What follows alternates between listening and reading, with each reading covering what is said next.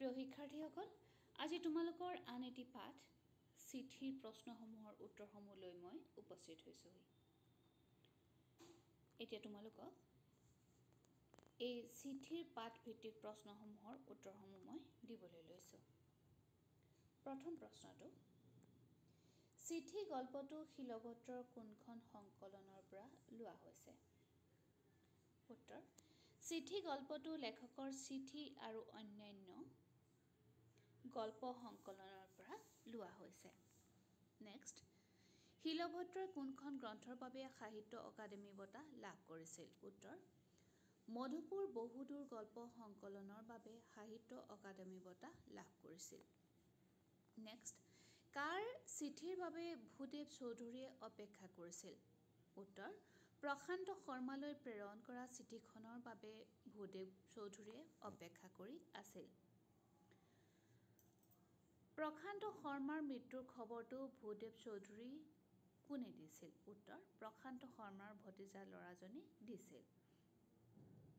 ভূদেৱ চৌধুৰী টিংখঙলৈ কিয় গৈছিল? উত্তৰ, ভূদেৱ চৌধুৰী টিংখঙৰ পৰা পৰিবাৰে পঠিওৱা চিঠি আনিবলৈ গৈছিল। খ, চিঠি গল্পটোত ভূদেৱ চৌধুৰীয়ে কাৰ কাৰ চিঠিৰ বাবে অপেক্ষা কৰাৰ কথা কৈছে? উত্তৰ, বিয়াৰ পিছত কিছুমান অসুবিধাৰ বাবে তেওঁ পৰিবাৰক গাঁৱৰ ঘৰলৈ থৈ ভূদেৱ চৌধুৰী কিছুদিন অকলে আছিল। চৌধুৰীয়ে পৰিবাৰৰ চিঠিৰ বাবে বৰ আশাৰে বাট চাই আছিল। তদুপৰি বাল্যকালৰে বন্ধু প্ৰশান্তলৈ লিখা চিঠিৰ উত্তৰৰ বাবে অপেক্ষা কৰাৰ কথা চিঠি গল্পটোত উল্লেখ আছে।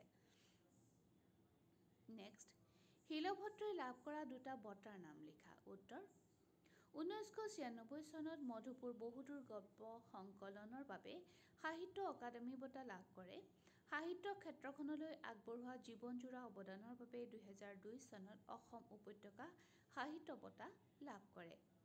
ভূদেৱ চৌধুৰীয়ে প্ৰশান্ত শৰ্মালৈ কিয় চিঠি লিখিছিল? এইটো 3 নম্বৰ প্ৰশ্ন।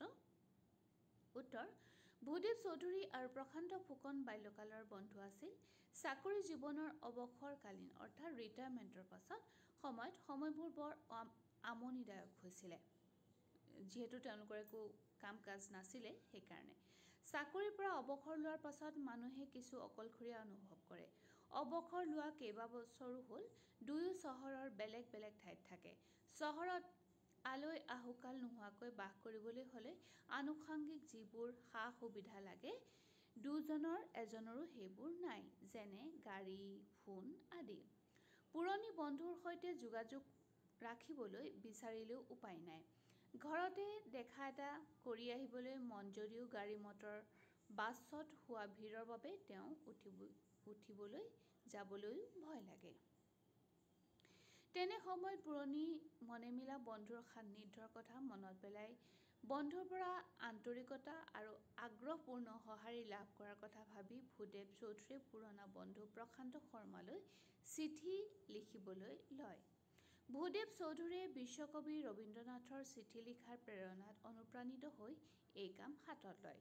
তেওঁলোকৰ বন্ধুত্বৰ জীৱনত এইখনেই প্ৰথম চিঠি। চিঠি লিখি চৌধুৰীয়ে বিশ্বকবিৰ সমানে আনন্দিত আৰু আপ্লুত হৈ পৰিছিল। অৰ্থাৎ সেই চিঠিখন লিখি পেলাই নিজেও ভাল পাইছিলে।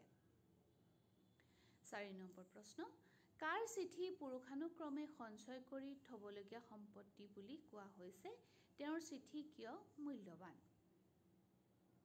উত্তৰ, চিঠি এখনেই চিঠিৰ মূল, অৰ্থাৎ চিঠিখনেই চিঠিৰ মূল বস্তু।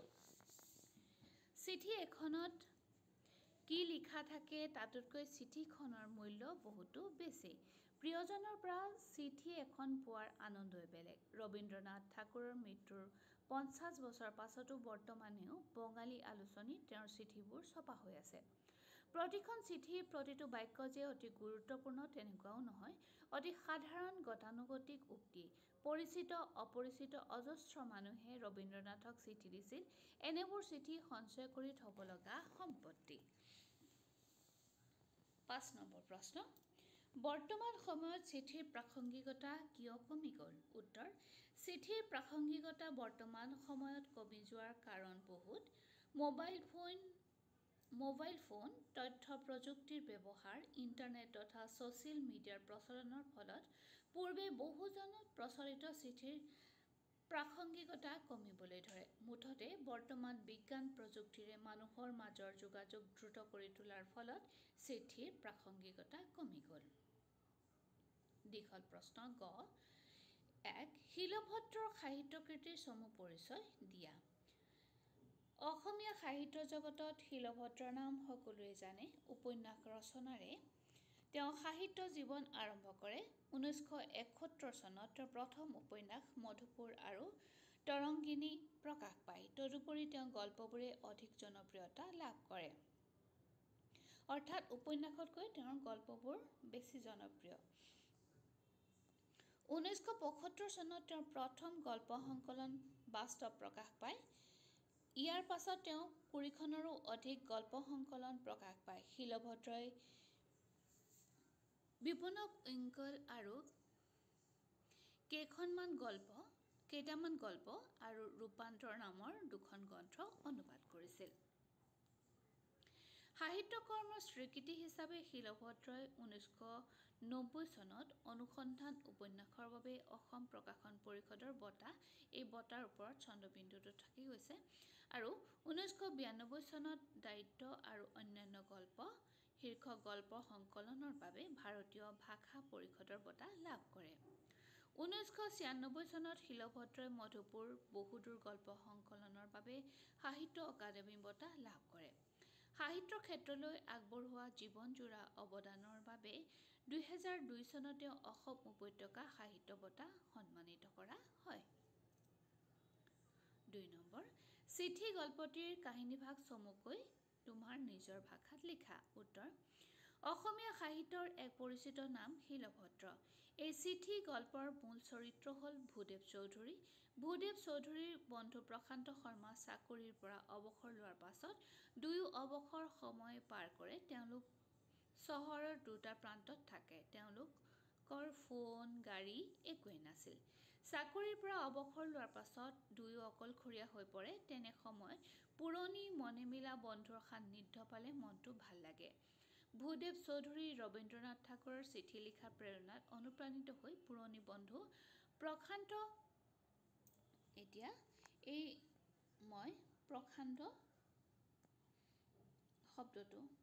প্ৰশান্ত শব্দটো মই দুবাৰ লিখিলোঁ। এইটো তাৰ পাছত নেক্সটত আছে আমাৰ এইটো তোমালোক এটা লিখিলেই হ'ব। প্ৰশান্ত শৰ্মালৈ এখন চিঠি লিখিলে। সেয়ে এদিন হঠাতে ভূদেৱ চৌধুৰীয়ে প্ৰশান্ত শৰ্মালৈ চিঠিখন প্ৰেৰণ কৰে। অকস্মাতে তেওঁৰ পৰা চিঠি এখন পাই প্ৰশান্তৰ মনৰ ভাৱ কেনেকুৱা হ'ব, আনন্দ নে বিস্ময়, অনেক কথাই তেওঁৰ মনত দোলা দি গ'ল।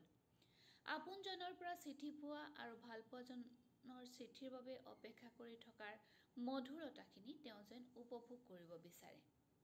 চৌধুৰীয়ে চিঠিৰ উত্তৰৰ বাবে বাট চাই বাহিৰৰ কোঠাত বহি বাহিৰৰ ফালে চাই থাকে। অৰ্থাৎ ডাকুৱালে চিঠি আনিব নেকি, তেওঁ এটা মনৰ ভাৱত বহি আগফালে চাই থাকে। চৌধুৰীৰ পত্নীয়ে তেওঁৰ কথা উমান পাই ক'ৰ পৰা চিঠি আহিব, কোনে চিঠি দিব আদিৰ প্ৰশ্ন সোধে। মনৰ মাজত অলেখ উৎকণ্ঠা আৰু মাদকতা ৰাখি বন্ধুৰ চিঠিৰ অপেক্ষাত থকা এনে এক অৱস্থাতে প্ৰশান্তৰ ভতিজাৰ পৰা চৌধুৰীয়ে প্ৰশান্তৰ মৃত্যুৰ খবৰটো পালে। চৌধুৰী যেন বাক্ৰুদ্ধ হৈ পৰিল। চৌধুৰীৰ চিঠিৰ উত্তৰৰ বাবে প্ৰশান্তই লেফাফা গোটোৱা, চৌধুৰীৰ বিষয়ে জীয়েকৰ আগত কোৱা আদি কথাবোৰ প্ৰশান্ত শৰ্মাৰ পুতেকৰ পৰা জানিব পাৰিলে। চৌধুৰীৰ চিঠিখন লাভ কৰি প্ৰশান্তৰ মনত যেন বহুত সুখ অনুভৱ হৈছিল, সিয়া গম পালে। কিন্তু বন্ধুৰ মৃত্যুৰ খবৰে মনত বৰ দুখ দিলে।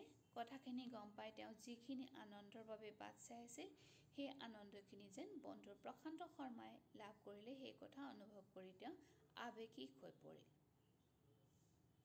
নেক্সট প্ৰশ্ন: ভূদেৱ চৌধুৰীৰ চিঠিখনে প্ৰশান্ত শৰ্মাৰ ঘৰত কেনে প্ৰতিক্ৰিয়াৰ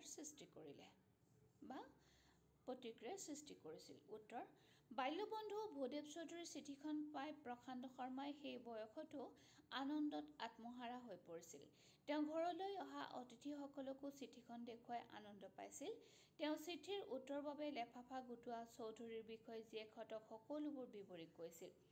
এনেদৰেই ভূদেৱ চৌধুৰীৰ চিঠিখনে প্ৰশান্ত শৰ্মাৰ ঘৰত প্ৰতিক্ৰিয়াৰ সৃষ্টি কৰিছিল। নেক্সট প্ৰশ্ন, আপোনজনৰ পৰা চিঠি পোৱা আৰু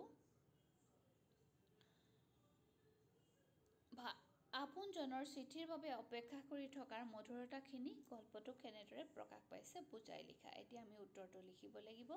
গল্পটো চিঠিক লৈ ৰচনা কৰা হৈছে। চিঠিৰ কাৰণেই চিঠিৰ মূল্য। এখন চিঠিয়ে বহুত কিবা কিবি কঢ়িয়াই আনে। সামান্য কেইটামান শব্দই যে মনত কিমান আলোড়ন সৃষ্টি কৰিব পাৰে, কিমান যে বিভিন্ন অনুভূতিৰ উত্তাল তৰংগ সৃষ্টি কৰিব পাৰে। আপোনজনৰ পৰা চিঠি পোৱা আৰু আপোনজনৰ চিঠিৰ বাবে অপেক্ষা কৰি থকাৰ মধুৰতাখিনিয়ে চিঠি গল্পৰ মূল কথা। ইয়াক ভূদেৱ চৌধুৰীয়ে কঢ়িয়াই লৈ গৈছে। চৌধুৰীয়ে যিখিনি আনন্দৰ বাবে ৰৈ আছিল, সেই একে আনন্দৰ প্ৰশান্ত শৰ্মাই যে লাভ কৰিলে সেই কথা অনুভৱ কৰি তেওঁ আৱেগিক হৈ পৰিছে। নেক্সট, চিঠি গল্পটিৰ নামকৰণৰ সাৰ্থকতা বিচাৰ কৰা। উত্তৰ, এখন চিঠিয়ে হৈছে গল্পটোৰ কেন্দ্ৰীয় বিষয়। গল্পটোৰ বিষয়বস্তু এখন চিঠি আৰু চিঠিৰ দাতা, চিঠি পোৱাৰ পাছত আনন্দ, এখন চিঠিৰ উত্তৰ অপেক্ষা, এই সকলোবোৰ সামৰিয়েই হৈছে গল্পটো। এই গল্পটোত ভূদেৱ চৌধুৰীয়ে বন্ধুলৈ চিঠি পঠিয়াই উত্তৰ বাবে অপেক্ষা কৰিছে। তেওঁ লগতে কিছুদিন পত্নীৰ পৰা আঁতৰত থাকোঁতে তেওঁ পত্নীৰ পৰা চিঠি পোৱাৰ বাবে অপেক্ষা কৰাৰ কথা উল্লেখ কৰিছে। তেওঁ বন্ধু প্ৰশান্ত শৰ্মালৈ পঠোৱা চিঠিয়ে তেওঁৰ ঘৰত কেনেকুৱা পৰিৱেশৰ সৃষ্টি কৰিছে তাকো উল্লেখ কৰিছে। প্ৰশান্ত শৰ্মাৰ মৃত্যুৰ খবৰ দিয়া চিঠিয়ে তেওঁৰ মনত কিমান দুখ দিলে সেই কথাও ইয়াত প্ৰকাশ কৰিছে। তেওঁ যেতিয়া বন্ধুৰ মৃত্যুৰ খবৰ কৰিবলৈ গৈছিল তেতিয়াও পৰিয়ালৰ সকলোৱে চিঠিখনৰ কথাকে কৈছিল। গতিকে এই গোটেই কথাবোৰ ইমান সুন্দৰকৈ সামৰি লিখিছে যে এই গল্পটিৰ নামকৰণ সাৰ্থক হৈছে। ইমানখিনি আছিল তোমালোকৰ পাঠভিত্তিক প্ৰশ্নসমূহৰ উত্তৰ। আশা কৰোঁ এই প্ৰশ্নৰ উত্তৰখিনিয়ে তোমালোকক সহায় কৰিব। আৰু যিসকলে মোৰ চেনেলটো এতিয়াও ছাবস্ক্ৰাইব কৰা নাই তেওঁলোকে কৰিবা, আৰু কিবা জানিব লগা থাকিলে মোক সুধিবা। আজিলৈ ইমানতে সামৰিছোঁ। ধন্যবাদ।